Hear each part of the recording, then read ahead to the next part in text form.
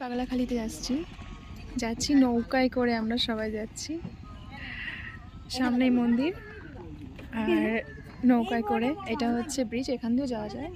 সুন্দর ভিউ।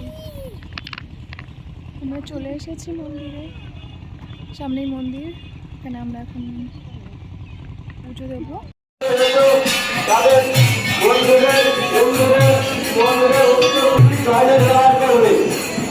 ফুল বেলপাতা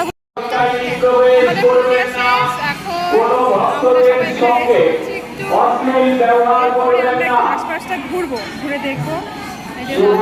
দাদা বৌদি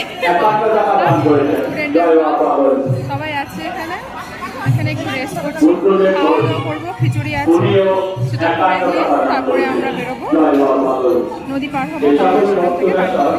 এখানে হচ্ছে খিচুড়ি রাখা আছে সব।